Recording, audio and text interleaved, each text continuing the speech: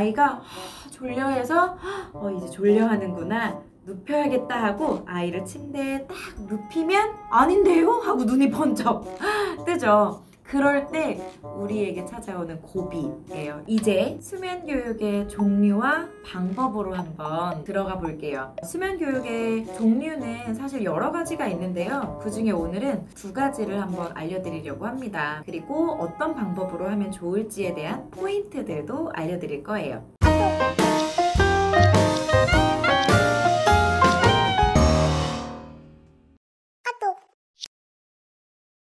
우선 종류와 방법을 알아보기 전에 아이들이 수면 교육이 가능한 시기를 먼저 알아볼 텐데요. 아이들이 언제부터 수면 교육이 가능할까요? 언제 우리가 수면 교육을 잡아주면 가장 적정한 시기일까요? 사실 빠르면 빠를수록 좋습니다. 이유는 내가 자고 있었던 패턴이나 습관들이 이만큼 긴 시간 동안 차지했었어요. 그리고 나서 바꾸려면 아무래도 힘들겠죠. 그렇기 때문에 빠르면 빠를수록 습관을 잡아주는 게 좋은데요. 가장 좋은 시기는 아이들 생후 6주, 약 50일 정도 부터가 수면 교육을 하기에 가장 좋은 시기입니다. 이유는 50일부터는 아이들이 반복적인 것에 인지하게 돼요. 그래서 그런 경험 있으신가요? 저는 그런 경험이 있었거든요. 예를 들면 우리가 모유 수유를 할 때 제가 수유복을 입었었어요. 지퍼가 달려있거나 이렇게 똑딱이로 할 수 있는 수유복을 입잖아요. 지퍼가 있는 옷을 저는 많이 입었었는데요. 아이들을 이제 안고 배고프구나, 엄마가 이제 얼른 맘마줄게, 조금만 기다려 하고 지퍼를 딱 여는 순간 이 지퍼 소리를 들으면 아이들이 입을 뻐끔뻐끔뻐끔뻐끔뻐끔 해요. 이 소리가 밥 주는 소리구나 라는 거를 인지했다라는 거거든요. 그게 바로 반복적인 패턴에 아이들이 인지하는 시기, 약 50일부터입니다. 이때는 사실 수면 습관뿐만 아니라 모든 습관을 잡을 수 있는 가능한 시기예요. 그때부터는 일정한 습관으로 잠을 재워주시는 게 굉장히 필요합니다. 자, 그럼 수면 교육의 종류 들어가 볼까요?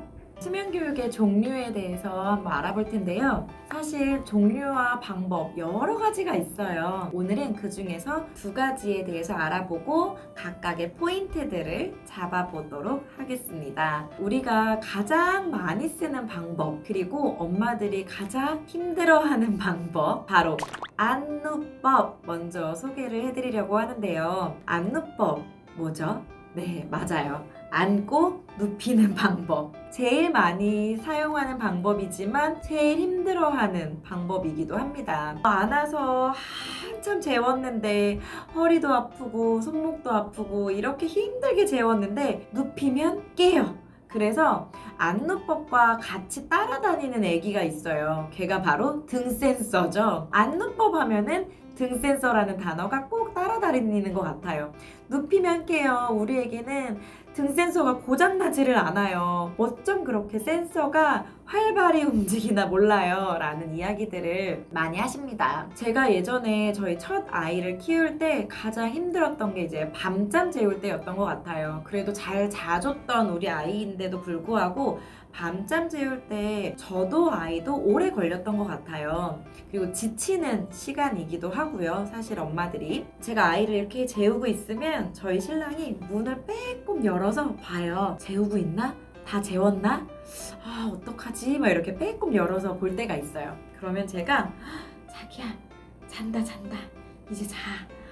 나 맥주 먹고 싶어. 맥주 좀 꺼내줘. 내 것도 같이. 금방 눕히고 갈게. 지금 잠들었어. 이러고 아이를 눕히면 으악! 이러고 깨버리죠. 그때 제가 다시 침착한 마음으로 깼구나 하고 다시 안아서 재워야 하는데 우리가 그게 안 되잖아요. 그래서 뭐야, 왜 깬 거야? 분명 잤었잖아 이러면서 더 크게 아이를 깨우는 그런 상황들이 몇 번 있었던 것 같아요. 나도 빨리 나가서 치킨 먹고 싶고 맥주 먹고 싶고 이럴 때 눕히면 왜 도대체 깨는 건지 안누법의 포인트를 몰라서 그랬더라고요. 안누법의 포인트는요, 아이가 다 잠이 들었을 때 잔다 하고 눕히는 게 아니더라고요. 안누법의 포인트는 아이가 잠들기 전에 눕히는 게 포인트입니다. 그리고 겪어야 할 고비가 하나 있어요. 바로 아이가 이제 잠이 들 것 같을 때 취하는 그런 액션들이 있거든요. 말똥말똥했던 눈이 스르르 풀린다거나 엄마 나 졸려요 이렇게 해롱해롱하는, 그리고 꼿꼿했던 팔이 툭 떨어진다거나 온몸에 힘이 풀리는 걸 우리는 느낄 수 있죠. 그래서 아, 얘가 졸려하는구나 라는 신호를 받았을 때 우리가 눕혀야 하는 게 바로 첫 번째 포인트입니다. 그리고 견뎌야 할 고비는 지금부터 와요. 아이가 졸려해서 이제 졸려하는구나, 눕혀야겠다 하고 아이를 침대에 딱 눕히면 아닌데요? 하고 눈이 번쩍 뜨죠. 그럴 때 우리에게 찾아오는 고비예요. 이 고비를 어떻게 넘겨야 하냐면요. 깼어? 아니야. 아무 일도 아니야. 엄마가 다시 안아줄게. 하고 안으면 실패. 안 되고요. 아이가 누웠을 때 뭐지? 눈을 번쩍 뜨는 순간 엄마가 해야 될 건 죽은 척입니다. 안 들리셨나요? 죽은 척 하는 거예요. 엄마가 먼저 아이에게 반응해주지 않고 계속 자는 척을 한다거나 가만히 있는 거죠. 그러면서 아이를 한번 관찰해 보세요. 그럼 아이들이 행동하는 게 다 달라요. 어떤 아이는 베개를 막 밀치면서 버둥거리다거나, 혹은 어떤 아이는 엄마 옆에 와서 엄마를 자꾸 만진다거나 때리거나, 혹은 어떤 아이는 베개 위에 올라가가지고 이렇게 하려고 포즈를 잡는다거나, 아이들마다 행동하는 게 다 다를 거예요.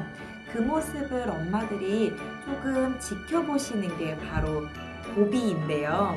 모든 어머님들이 이 고비를 잘 못 넘기세요. 이유는 깬 것 같거든요. 내가 기껏 해롱해롱하게 졸리게 만들어 놨는데 갑자기 막 침대를 헤집고 다닌다거나 움직인다거나 하는 모습을 보면 가슴이 턱 막히죠. 그리고 깬 것 같아, 망했어 라고 하면서 다시 안아서 재우고 싶으실 거예요.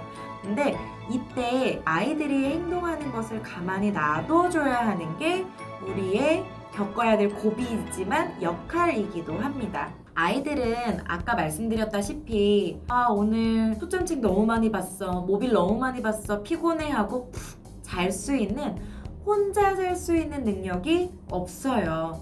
그래서 재워줘야 되는 것이 필요하고 혼자 잘 수 있는 능력을 알려줘야 하는데 그 능력을 지금 알아가고 있는 중입니다. 어떻게요? 이불을 헤집으면서 엄마를 막 만지면서 혼자 잘 수 있는 능력을 키우는 시간이에요. 그 시간 동안 엄마들이 꽉 안아서 계속 토닥거린다거나 하지 않고 잠깐 내버려둬 보세요. 그러면 아이가 편한 자세를 찾으면서 안정감을 느끼고 잘 수 있게끔 그 시간을 아이가 충분히 만들 수 있을 겁니다. 우리도 그렇잖아요. 침대에 바로 누워서 딱 이 자세로 자지 않고 이불도 한번 말아봤다가 이불 걷어차봤다가 베개선에 손도 넣어봤다가 이러면서 자세를 좀 움직이다가 푹 잠이 들죠?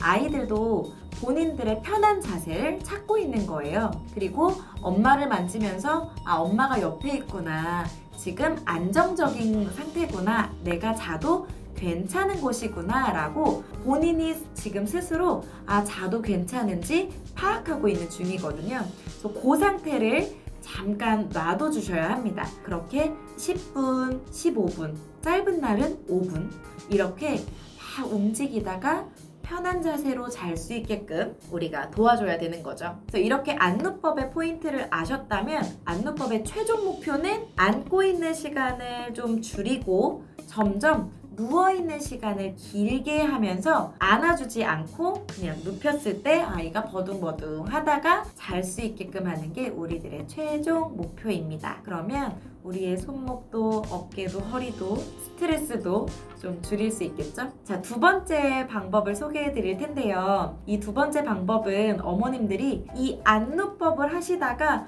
너무 힘들었을 때, 등 센서 눕히면 깨요 라고 했을 때 바로 찾아보시는 방법들인 것 같아요. 바로 두 번째 방법은 퍼벅법입니다. 수면교육이라는 단어가 나오면서 우리나라에 큰 이슈가 되기도 했고, 요즘 젊은 어머님들 뿐만 아니라 초보 엄마들이라면 한 번쯤은 행해 보셨을 거예요. 퍼벅법. 어떻게 알고 계신가요? 사실 너무 재우는 게 힘들어서 검색창에 아기 재우는 법이라고 치면 가장 많이 나오는 이야기이기도 합니다. 퍼버법은 리차드 퍼버라는 박사님이 만들어낸 방법이에요. 리차드 퍼버가 본인의 이름을 따서 퍼버법 이렇게 만들어냈는데, 리차드 퍼버의 주장과 이론을 살펴보면 아이들은 혼자 잘 수 있는 능력이 없습니다. 그래서 혼자 잘 수 있게 알려줘야 하는데, 그럴 때 아이가 종종 울기도 하고 그럴 수 있어요. 그런 우는 모습을 어머님들이 좀 감수하면서 알려주셔야 합니다 라는 이야기가 조금 들어가 있습니다. 그런데 이 퍼버법이 우리나라로 들어오면서 많이 왜곡된 것 같아요. 어떻게 왜곡이 됐냐면, 퍼버법, 아이를 울리면서 재우기, 이렇게 왜곡이 많이 되어 있어요. 그래서 1시간 울렸어요, 우리 집은 2시간 울렸어요, 이렇게 울리니까 그냥 자네요 라고 많은 후기들이 올라와 있고, 혹은 우리가 쉽게 볼 수 있는 그런 블로그들도 많이 보게 되면 수면교육 이제 시작할 거예요. 수면교육 1일차, 오늘은 낮잠 첫 번째 잘 때도 20분 울었고요, 낮잠 두 번째 잘 때도 20분 울었어요, 애기도 울고 저도 울고 너무 힘들었어요. 수면교육 2일차, 오늘은 15분씩 밖에 안 우네요, 너무 행복해요. 수면교육 3일차, 오늘은 10분씩 밖에 울지 않았어요, 이제 막 행복이 오나봐요. 왜 제가 미련하게 안고 재웠나 모르겠어요. 수면교육 4일차, 5일차, 수면교육 성공! 아기가 혼자 울다가 잡니다 라는 이야기들이 너무 많아요. 그런데 우리가 정확하게 알아야 되는 건, 이렇게 울리다가 재우는 게 퍼버법의 정확한 주장은 아니에요. 그리고 아이를 키워보신 분들은 다 공감하시겠지만, 아이가 1분 울고 2분 우는 것도 참 보기 힘들거든요. 그리고 가장 위험한 방법이기도 합니다. 퍼버법이 위험하다라는 게 아니고요, 울리면서 재우는 건 굉장히 위험한 방법이기도 해요. 정확하게 어떻게 울려야 하고, 아이가 울 땐 어떤 제스처를 해줘야 하고, 이런 것들을 자세히 보지 않고 그냥 너무 드라마틱한 옆집 엄마들의 이야기만 들어서 행하기에는 굉장히 위험한 방법이라는 거죠. 아이들은 말을 할 수 없잖아요. 다 울음으로 표시를 하죠. 엄마 배고파 하면서 울고, 엄마 졸려 하면서 울고, 지금 불편하다고 응가했다고 하면서 또 울고. 이 울음이 바로 아이들이 표현하는 1차적인 소통의 방법이에요. 그런데 이 1차적인 의사소통을 우리가 무시해버리고 그냥 내버려 둔다라는 거는 애착 형성이나 엄마와 아이의 그런 신뢰관계에서도 굉장히 위험한 반응으로 다가올 수 있습니다. 그래서 아이들을 그냥 마냥 울리는 거는 안 되고요. 특히나 잘못된 방법을 보고 행하시는 분들은 막 이렇게도 하세요. 아이들이 막 울고 있는데 옆집 애기는 20분 울었대, 너 더 울어. 옆집엔 30분도 울었대, 더 울어, 괜찮아, 좀 더 울어, 너 울다가 자. 야, 누구는 울다 그냥 잔다는데 너 왜 이렇게 오래 걸려? 1시간이나 우는 거야? 이러면서 앞에 우는 아이를 두고 무표정으로 계속 바라보고 있는 이런 행동은 더더욱 위험하겠죠? 아이들이 얼마나 무섭겠어요, 그죠? 이렇게 마냥 울려서 재우는 게 퍼버법이 아니구나 라는 것을 오늘 알고, 정확한 방법, 점진적으로 울린다, 혹은 아이가 울 때는 어떤 제스처를 해줘야 한다, 이런 것들을 자세히 알아보신 후에 행하시는 걸 추천드립니다. 점진적으로 울리면서 아이가 울 때는 어떻게 해줘야 될까요? 달래주시는 게 우선이에요. 더 울어? 아니야, 계속 울어도 돼가 아니라, 힘들었구나, 이렇게 자보는 건데 엄마가 다시 한번 달래줬다가 눕혔다가, 이런 행동들이 필요하기도 한 거죠. 그러면 우리 어머님들이 안누법과 퍼버법을 하실 때 조금의 포인트를 아셨을 거예요.